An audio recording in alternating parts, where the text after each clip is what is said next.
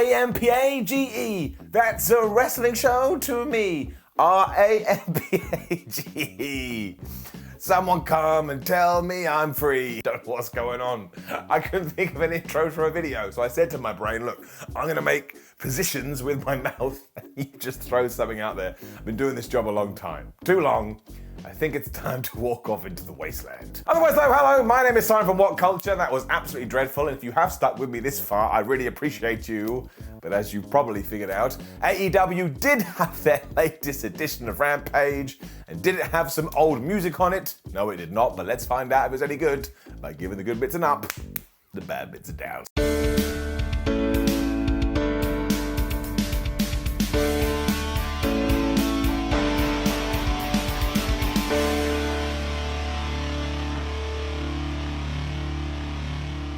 So if you were going to come to me and say, Simon, I think there's too many battle royals on TV at the moment, I couldn't argue with you. Now, no one's really to blame here because one company can't worry about what the other company is doing. But I tell you this, if you do need to do another one and there's been a surplus of them, the best way is to come up with like a slight twist and let it run wild. That's what we did here with the Raw Rampage, because not only was it more like a Raw Rumble given that new people were arriving every single minute, but because we just had blood and guts, we were doing it in 2 rings, and that one small change made it so damn interesting, especially because it was like wrestling tennis, you kept jumping from one to another. I shall try and remember everyone, which is not true, you've already seen my phone, I'm going to read them to you because I'm not a smart person, I'll forget.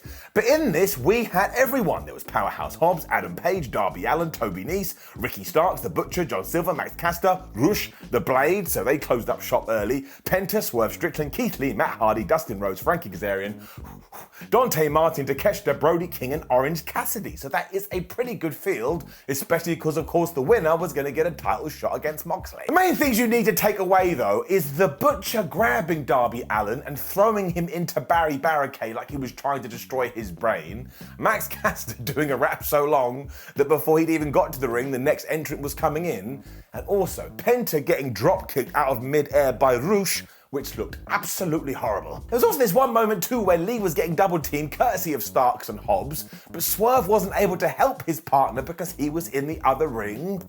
Or was he just being a dick? The Butcher and the Blade also worked constantly together throughout all this, and I thought that was excellent because so many times in these matches, you work together with your friend for a little while and then you turn on them, but there wasn't even a tease of that. So when they were dumping the likes of Takeshita out of there, who is going to go on to be a massive star, it got away with it because you're like, well, he got thrown out by 2 people. I think we must have gone a bit long at one point though, because there was no eliminations for ages, and the last 5 minutes was like, quick, start throwing people over the top rope. And yes, Keith Lee got rid of Hobbs, so Starks got rid of Lee, and then Swerve Strickland was taken out by the Butcher and the Blade.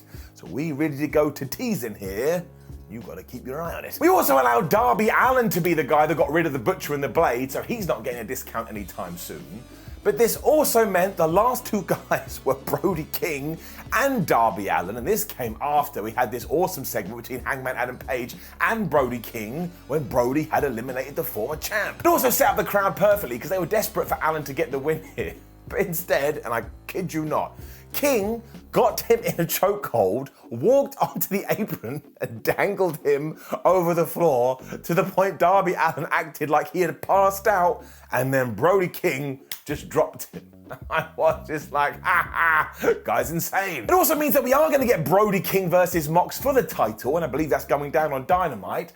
And what a cool match that is, because I never see it coming. And also, this is the kind of stuff that you should do with all battle royals. Pick somebody that nobody thinks is going to win and say, hey ho, here's your 5 minutes, because the next time you see one of these matches, you're going to be like, I don't know who's going to be victorious. So this was a good way to keep me on my toes, but as a quick side note, maybe no battle royals for a while. Honestly, really fun. Go watch it up. Hook then lost his damn mind. Now, to be fair, Alex Marvez was trying to interview here as he was eating his potato chips, but eventually Hook lost his temper and he said to Marvez, anything essential is invisible to the eye. I've been sitting down now for a few hours going, what does that mean? Maybe it has something to do with Hook's luscious hair, and I have absolutely no clue. However, this was Hook, so we do the heart fingers, heartthrob. What a lineup we had on this week's Rampage too, because the next match was the Young Bucks, the AEW Tag Team Champions, taking on Yoshi-Hashi and Goto, and if our New Japan friends had won here, they would have actually got an AEW World Title Tag Team shot. Now, they didn't win, but I doubly like that because so many times you just do these matches so the opponents do win and then they get their title shot. But this time, nope, they tried and they failed. As far as I'm concerned too, the Bucks are officially now one of the best tag teams ever, and we all know that Yoshi-Hashi and Goto can go any single day in the week.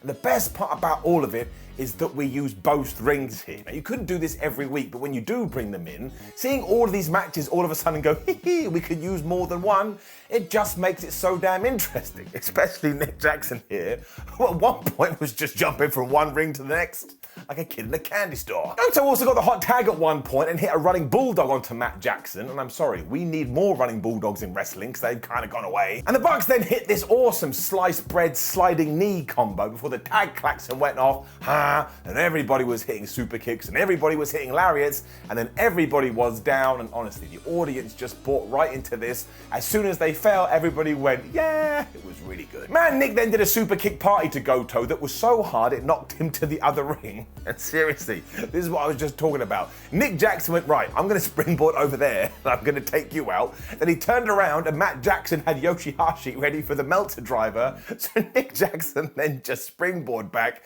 He hit that move, 1, 2, 3. The Bucks did win. I was laughing for about 5 minutes because this was just like a cartoon pinging around the place. I don't get how he does it. I have kind of zoomed through that by accident, I didn't mean to, but seriously, it was just such a good tag team match, and I truly do mean it. The Young Bucks are brilliant, and I have never seen them have a bad match. That doesn't mean that you have to like them or appreciate them, and you can go, Simon, you don't know what you're talking about, but I think they are absolutely excellent, and they're probably only going to get better. Up. Ring of Honor is definitely ramping up again too, because we had a backstage video with Jonathan Gresham who was like, oh, Tully Blanchard's group, I hate you so much, so why don't we have a tag team match next week on Rampage? That's exactly what's going to happen. But then kind of got an out of nowhere main event because it was Toni Storm versus Nyla Rose, but as the commentators let us know, they're both high up in the rankings, so we need to do some sorting out here. And during the promos beforehand, honestly, we need to find more time every single week to have Nyla Rose talk, because she was here with Marina Shafir and she dropped so many good lines that when Toni Storm retaliated, I was like, sorry, Toni, you have lost this battle. Storm started off well too, but of course Marina Shafir was out with Nyla Rose. At one point she just pulled down the rope, meaning Storm went flying into the floor, but when she got back in the ring, she hit that hip attack. Now, we need to talk about this hip attack because a conversation online is, oh my gosh, Toni Storm is actually hurting people with this move. Has anybody actually come out and said they've been injured? No. So I think this may be wrestling. Don't work yourself into a shoe. Marina then interfered again, but Storm had enough of that, so she started busting out DDTs, and I love how much she does this move. It's absolutely perfect. And there was a really good bit where Rose was going to go for the Beast Bomb, but Toni reversed it into a sunset flip. More of that. Shafir was then trying again, which was definitely one time too many, because Toni was like, no, I'm booting you all in the face, and I'm gonna hit about 65 DDTs. Honestly, there was so many, I was having such a good time. This is what you should do if you're a professional wrestler. If you have perfected one maneuver, why wouldn't you do it over and over and over again? And it worked here. She pinned Nyla Rose, getting it up. It's also a smart thing to do because Rose always comes across like a serious contender, and now Toni Storm has kind of avenged the fact she lost at the weekend. But I hope we have big plans for Nyla soon. And afterwards, Nyla Rose and Marina Shafir beat up Toni Storm when Thunder Rosa came out to make the save. And bless that Excalibur, because he then shouted, we may have a thunderstorm on our hands. This is wrestling. This also counts as a post-match beatdown or brawl or whatever you want to call it, so bring down the counter, it rolls up to 5. Thought this was a really, really good main event. Up. Which brought us to the end of Rampage, and as always, it's just 60 minutes that flies through, and I know a lot of people aren't watching it right now, but I actually think it is just digestible wrestling entertainment for whenever you want to eat it. You don't have to do it on a Friday. I'm a big fan of it.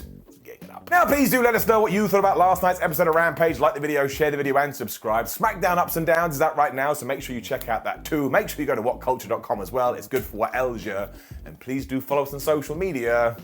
We're lonely. My name's Simon for WhatCulture. Thank you for watching me as always. Have a great weekend. I'll see you tomorrow for Money in the Bank Ups and Downs. I should have said that on SmackDown Ups and Downs, and I didn't. But hey ho, the multiverse comes together. Goodbye.